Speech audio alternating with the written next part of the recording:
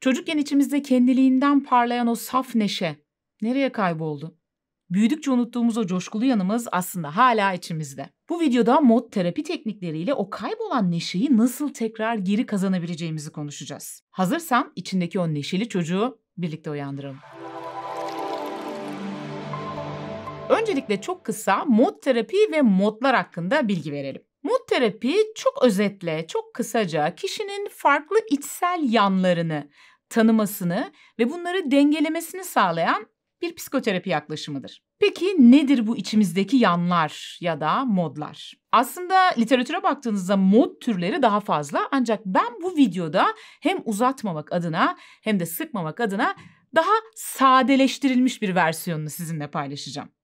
İçimizdeki modları en temelde 3 bölümde inceleyeceğiz. Bunlardan ilki ebeveyn modları. Ebeveyn modları bizi yargılayan, bize akıl veren, bize neyi yapıp neyi yapmamamız gerektiğini, hayatı nasıl yaşamamız gerektiğini, nasıl olmamız gerektiğini, yani bu melileri, malıları sürekli bize söyleyen yanımızdır. İçinizde böyle her şeyin en doğrusunu yapmalıyım, asla hata yapmamalıyım, yaptığım her işte birinci ben olmalıyım, her zaman diğer insanları memnun etmeliyim, asla kimseyi kırmamalıyım, gerekirse kendi hayatım pahasına, kendi hislerimin, kendi hayatımın bir önemi yok. Önemli olan diğerlerinin duyguları, onların duygularını incitmemek adına, onları memnun etmek adına her şeyi yapmalıyım. Hep çalışmalıyım, asla dinlenmemeliyim gibi böyle bir baskı hissettiğinizde, yani sürekli olarak içinizde böyle bir baskı hissediyorsanız ya da sürekli olarak içinizde sizi yargılayan,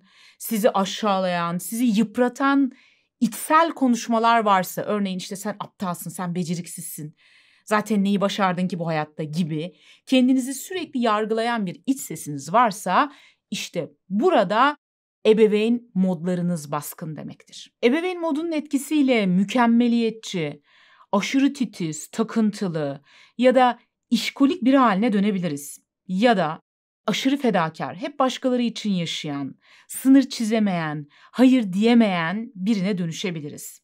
Çünkü içimizde sürekli olarak bize neyin nasıl olması gerektiğini söyleyen ve bizi böyle olmadığında sürekli yargılayan bir iç ses vardır. İşte bu iç ses ebeveyn modlarımızdan gelir. Ve bu iç ses, ona uymadığımızda ne yazık ki bizde çok yoğun suçluluk ve utanç duygularına sebebiyet verir.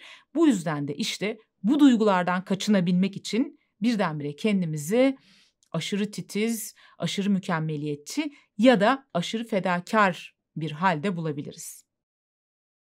İçimizdeki bir diğer mod yetişkin modumuzdur. Ebeveyn modlarını bitirdik, diğer grubumuza geldik. Yetişkin modumuz ya da sağlıklı yetişkin modumuzda içimizde son derece mantıklı, akılcı, sakin ve dengeli yanımızdır. Bazen de çeşitli olayların ardından bu modumuz aktifleşir ve olaylara gayet sakin ve dengeli yaklaşırız. Hiç kimse hayatının tamamında %100 sağlıklı yetişkin modunda değildir. Yani %100 bu modda olmaya çalışmak çok da gerçekçi bir hedef değil. Ancak amacımız bu modda geçirdiğimiz süreyi olabildiğince arttırmak. Aslına bakarsanız pek çok psikoterapide ve kişisel gelişim eğitimlerinde en temel amaç bu sağlıklı yetişkin parçamızı güçlendirmek. Ve diğer mod türü çocuk modlarıdır içimizdeki. Çocuk modları kendi içinde tabii gruplara ayrılır. Bunlardan biri incinmiş ya da yaralı çocuk modudur. Yaralı çocuk modundayken kendimizi çok çaresiz, çok güçsüz, hüzünlü, terk edilmiş, sevilmemiş, dışlanmış, yalnız hissederiz. Diyelim ki arkadaşlarımın benden habersiz buluştuğunu öğrendim ve birdenbire kendimi çok kötü hissettim. Ardından bu kötü hissetmenin ardından birdenbire içimde bir öfke duygusu oluştu ve sonra arkadaşlarımı ilk gördüğüm yerde onlara tepkisel davrandım ya da belki onlara küstüm. Ne oldu? Yaşadığım bir olayın ardından içimdeki çocuk modları aktif oldu ve bu çocuk modların ipleri eline aldı ve bu çocuk modlarının etkisiyle ben tepki verdim. Yani onlara küstüm ya da onlara saldırganlıkla yaklaştım. Belki de bu haberi ilk aldığımda birdenbire kendimi çok kötü hissetmemin nedeni içimdeki o yaralı çocuk ya da incinmiş çocuk modunun aktif olması. Bu mod aktif olduğunda kendimi yapayalnız, sevilmeyen, dışlanmış birisi olarak hissettim. Bu durum bende çok yoğun bir hüzün yarattı. Bu hüzün belki ardından öfkeye dönüştü. Nasıl bana bunu yaparlar? İşte öfkeye dönüştüğünde de içimdeki öfkeli ya da kızgın çocuk modu aktifleşti. Çocuk modlarından bir diğeri de kızgın çocuk modudur. Kızgın çocuk modundayken öfkeli, saldırgan, bencil, inatçı davranırız. Pasif agresif davranışlar da yine kızgın çocuk modunun tepkileri arasındadır. Pasif agresif davranış ne demek? Yani öfkemizin dolaylı yollardan ifade edildiği, örneğin işte küsmek, mesafe koymak, tırnak içinde trip atmak, tırnak içinde laf sokmak gibi daha dolaylı yollardan öfkenin ifade edildiği davranışlar da yine kızgın çocuk modundan gelen davranışlardır. Bir diğer modumuz da mutlu çocuk modumuzdur ki psikoterapilerde güçlendirilmeye çalışılan modlardan biri de budur. Yani psikoterapiler içimizdeki hem sağlıklı yetişkin parçayı güçlendirmeye çalışır hem de mutlu çocuk modumuzu güçlendirmeye çalışır. Mutlu çocuk modundayken içimizden geldiği gibi davranırız. Enerjik, meraklı, keyifli ve neşeliyizdir. Espriler yaparız, oyunlar oynarız, sevildiğimizi, değerli olduğumuzu, yalnız olmadığımızı hissettiğimiz zamanlarda içimizdeki bu mod aktifleşir. Eğer güçlü bir mutlu çocuk moduna sahipseniz bu iyi haber, şanslısınız.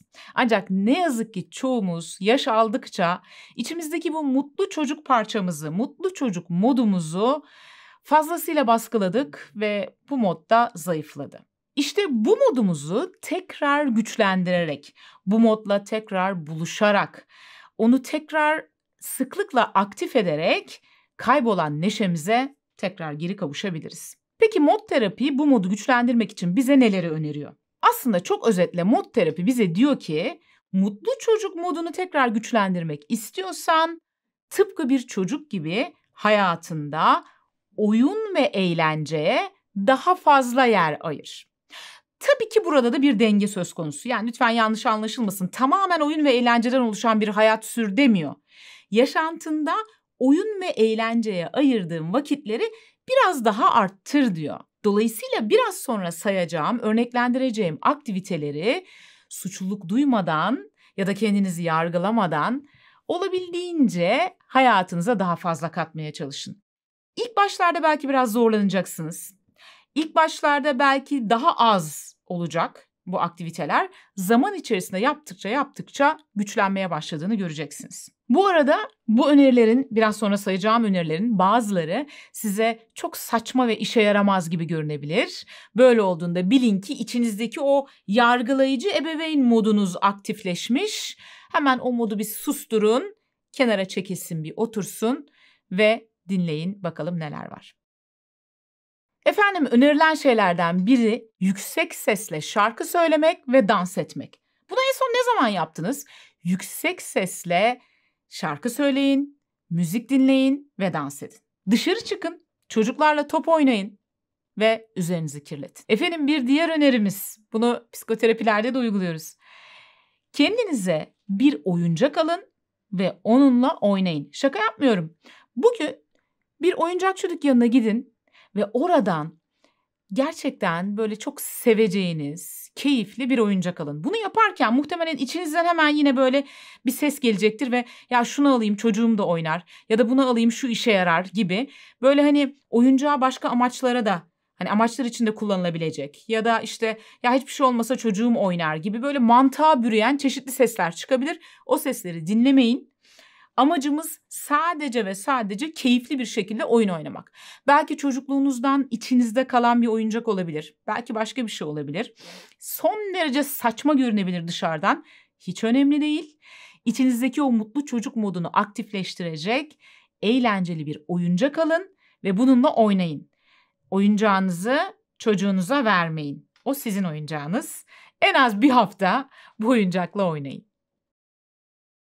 Mod Terapisi isimli kitapta yazarlar mutlu çocuk modunu güçlendirebilmek için bize şu aktiviteleri öneriyor. Şu aktiviteleri sıralıyorlar. Kendini sonbahar yapraklarının içine atmak. yüksek sesle şarkı söylemek, çocuklarla iddiaya girmek, taklalar atmak, yağmurda yürüyüşe çıkmak, belki çamurların içinde zıplamak, yastık kavgası başlatmak, diğer insanlara gülümsemek, yavru hayvanlarla oynamak, doğanın sesini dinlemek, kaşıkla kavanozdan çikolata yemek, açık havada oyun oynamak ve örtülerden mesela bir mağara yapmak.